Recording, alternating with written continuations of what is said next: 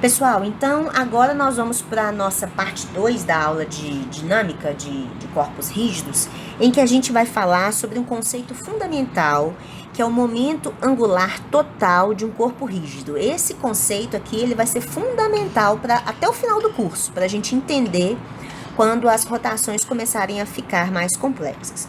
Então, o que a gente já sabe até o momento? A gente já sabe, a gente já entendeu o que significa esse vetor velocidade angular, cuja direção, então, está na direção do eixo de rotação. Então, aqui, ó, nesse desenho aí, é mostrado um corpo que gira em torno de um determinado eixo. Aí, o eixo é dado justamente pelo vetor ômega ali, tá? É esse eixo aqui que eu vou destacar, tá? Foi estabelecido um sistema de referência, x, y, z, e a origem foi escolhida num ponto específico do corpo, tá? Agora, a gente vai discutir sobre o momento angular de um corpo em relação a um determinado eixo. Então, vamos entender como assim o momento angular é em relação a um determinado eixo.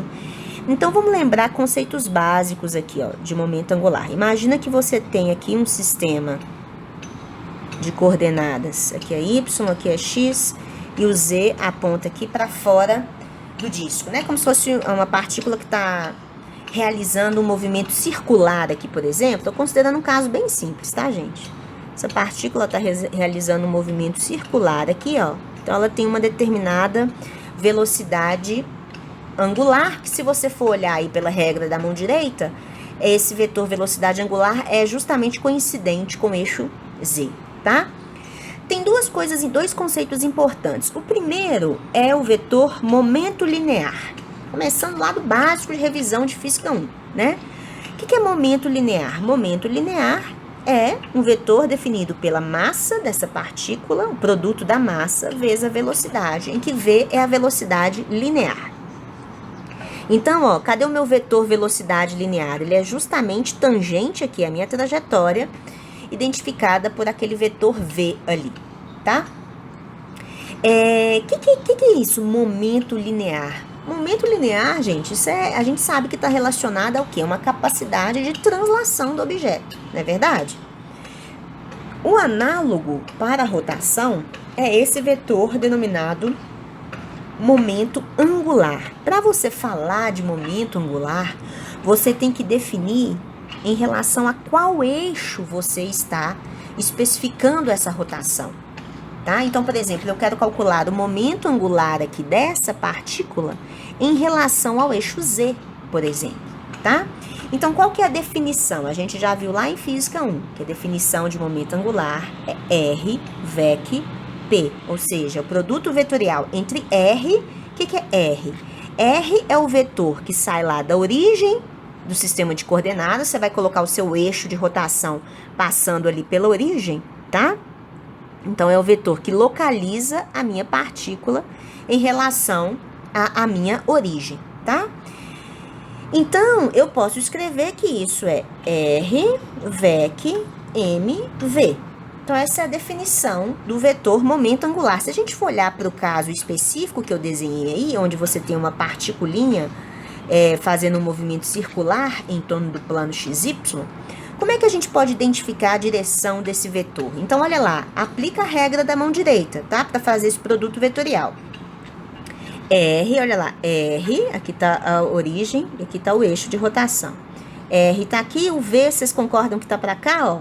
O V, na verdade, se eu fosse desenhar ele nessa segunda foto aqui, ele estaria furando, não é isso? Furando o pano da página aqui. Por quê? Porque o meu vetor velocidade tangencial estaria furando ali, né?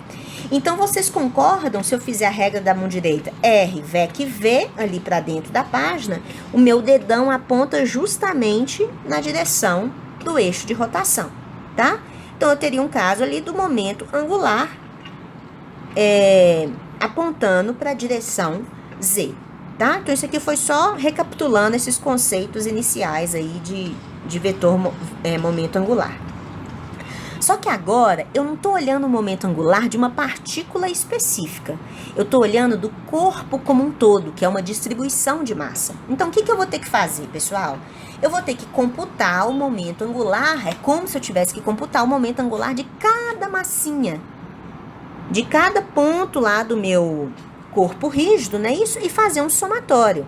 Então, note, ó, o momento angular em relação a um eixo que passa por um ponto P do corpo. Então, peguei um ponto P qualquer, tá? Coloquei a origem do meu sistema nesse ponto.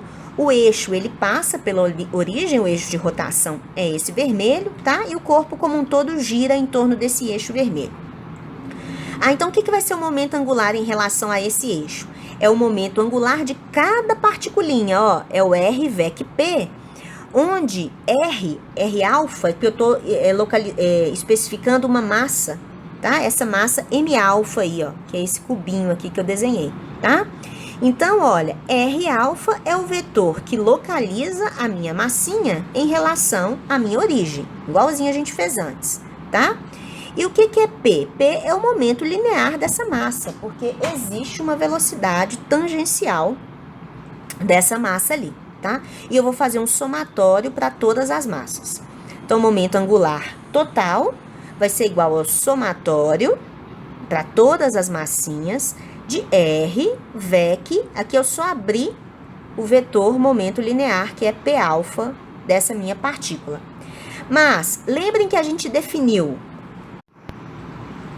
Então, mas lembrem que pela nossa definição, né, do teorema lá que a gente viu nesse último vídeo, que a velocidade dessa partícula, olha, no referencial desse corpo, né, como é que vai ser a velocidade, gente? Não é ômega VEC R alfa? Você sempre vai aplicando a regra da mão direita aí para você fazer esse produto vetorial, tá? Então, os dedos, né, da sua mão, os 4 dedos sem ser o polegar, vão na direção de ômega e abraçam esse vetor R, que é o vetor laranja. Você vê justamente aí que nesse caso específico, né, a sua velocidade tangencial para essa partícula estaria apontando para dentro da página, ou seja, para a direção X negativa ali, certo? Então, para eu ver uma expressão geral do momento angular, olha, vai ser o somatório para todas as massas de M alfa. Então, aqui eu só tirei, ó, o M alfa para fora não, né? Para mais para frente. Então, eu vou fazer o somatório para todas as massas de R alfa VEC, a velocidade que é ômega VEC R, tá? Então, essa é uma expressão, a gente vai usar essa expressão depois, tá? Essa é uma expressão geral para o momento angular total de um corpo que gira em torno de um determinado eixo, tá? Que passa pela origem escolhida num ponto específico do corpo, tá? Então, isso é no referencial do corpo aí. Agora, vamos ver um caso particular, que era o que a gente sempre via tratando em Física 1, tá? Então, ó, peguei o momento angular, a expressão geral do momento angular, tá? Vou até anotar ela aqui de novo. Lembrem que a expressão que a gente achou é um somatório para todas as massas de M alfa, que multiplica o produto vetorial R VEC ômega VEC R, não é isso? Ômega VEC R alfa, tá? Agora, vamos pegar um caso especial, que era geralmente o que a gente via lá em Física 1, por exemplo, no início, né, da parte de rotação, que é um objeto planar, tá? Girando em torno de um eixo que é perpendicular ao plano. Então o exemplo é o quê? O exemplo clássico é um disco. Imagina que você tem aquele disco que desce um plano inclinado. Esse é um objeto planar que gira em torno aqui do eixo Z, né? O eixo Z central ali, que é perpendicular ao plano do disco, por exemplo, tá? Então, notem o seguinte, pessoal.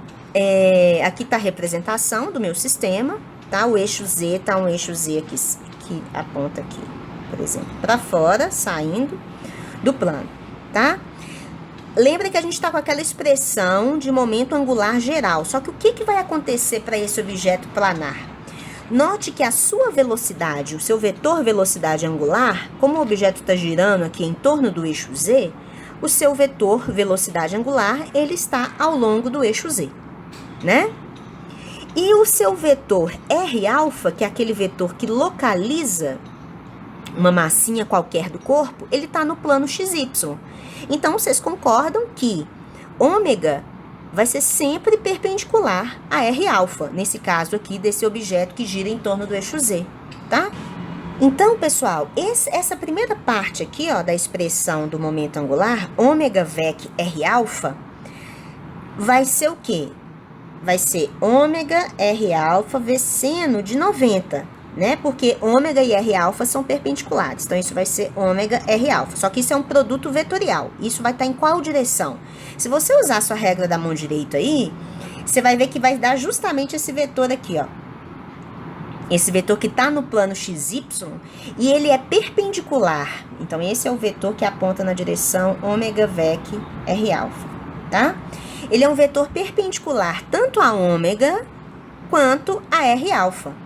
Então, quando você fizer o produto vetorial justamente desse vetor, que é esse vetor resultante, com o seu R alfa, que está aqui, note que eles são perpendiculares, tá? Então, quando você fizer isso aí, vai apontar ao longo da direção Z. Então, isso aqui tudo vai apontar ao longo da direção Z.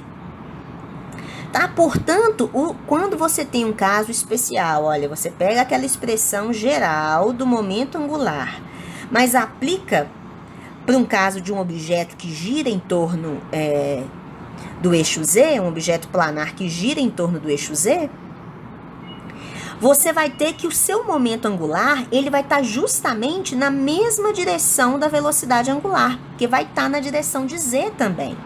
Esses eram os casos mais simples que a gente via, né? Então, se você desenvolver essa expressão aqui, olha, vocês concordam que isso vai se tornar o somatório em alfa de M alfa. Como todos esses ângulos do produto vetorial são 90, isso vai virar R alfa ao quadrado que multiplica ômega, que é justamente o que eu escrevi aqui. Só que o que é esse somatório? Somatório para todas as massas, da massa vezes a distância em relação ao eixo. Não é justamente o momento de inércia que a gente vê lá em física 1, né? O momento de inércia desse corpo em relação ao eixo Z, tá? Então, a gente chegou numa simplificação que é a seguinte: o momento angular, né, para esses corpos que estão girando lá, ó, em torno de um eixo Z, que é perpendicular, né, ao plano desses corpos, o momento angular desses corpos vai estar justamente apontando na mesma direção da velocidade angular, ou seja, ao longo do eixo Z. E a constante de proporcionalidade é o momento de inércia. O momento de inércia, ele está relacionado a quê? Lembram disso? Está relacionado à dificuldade que um corpo tem de rodar em torno de um determinado eixo. É o análogo da massa inercial, não é verdade? Então, o momento de inércia, como é que eu faço isso? O momento de inércia, se você tem um conjunto de partículas, você usa essa expressão, né? Onde é o quê? É o somatório para todas as massas do produto da massa vezes a distância de cada massa ao quadrado, né? Essa distância em relação ao eixo, tá, gente? Então, imagina que você tem um disco aqui. Então, você tem uma determinada massinha que está aqui, a distância perpendicular ao eixo, né? Que é esse meu R alfa. Se você está fazendo essa conta para objetos contínuos, seu somatório vira uma integral, então o momento de inércia é dado pela integral de R2 dm.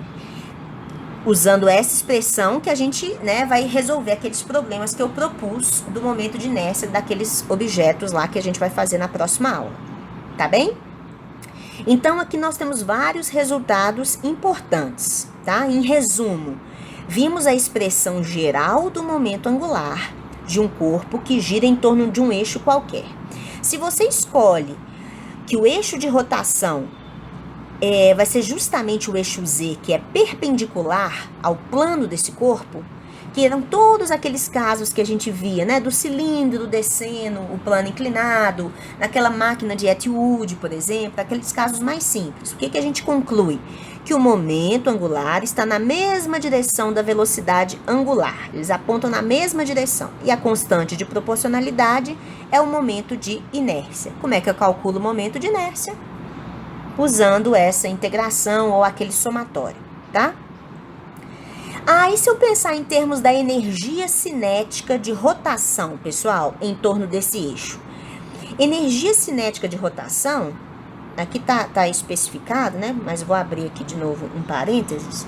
Então, pensa bem, você tem aqui um disquinho, né? Que vai girar, né? Um corpo rígido qualquer que vai girar em torno desse eixo, E aqui está a minha velocidade angular. Como é que seria a energia cinética de rotação? Energia cinética é meio de m alfa, porque eu tenho que computar para todas as massinhas, né, gente? Então, ó, pega uma massinha lá do seu disco. Estou chamando aqui de m alfa, né? Então, vai ser a energia cinética de cada massinha é meio de m alfa vezes a velocidade v alfa ao quadrado. Para eu computar a energia de rotação inteira desse disco, eu vou ter que somar isso aqui para todas as massas, não é verdade? Só que, se você tem esse giro em torno do eixo Z, cadê a velocidade? Ó, a velocidade tangencial, ela vai ser dada, né? Lembra que velocidade tangencial é ômega VEC R. Só que a velocidade tangencial, ela vai ser perpendicular a essa distância aqui nesse caso. Então, V alfa pode ser escrita como ômega alfa R alfa, tá? Então, a energia cinética total de rotação vai ser o somatório para todas as massas, né, de meio de m alfa, velocidade ao quadrado, que vai ser, ó, R alfa ao quadrado, ômega ao quadrado, né? Só elevei isso aqui ao quadrado. Então, pessoal, nós temos que a energia cinética de rotação, ó, vai ser meio do somatório de m alfa, r alfa ao quadrado, ômega ao quadrado. Onde ômega é que ômega? Ômega tá lá na direção de z, vocês concordam? O que é isso aqui, ó? De novo, aparece o momento de inércia em relação ao eixo z, tá? Então, a energia cinética de rotação para um corpo que gira em torno ali do eixo z, que é perpendicular ao plano, vai ser meio de I ômega ao quadrado, tá? Como a gente já viu também lá em Física 1. Lembra que isso aqui, ó, é tudo em relação ao eixo Z, tá? Então, é fácil da gente calcular essa energia de rotação também. Note que isso é análogo, olha, a gente sabe que a energia cinética é meio de mv quadrado. Qual que é o análogo da massa? É o momento de inércia. Qual que é o análogo da velocidade linear? É a velocidade angular.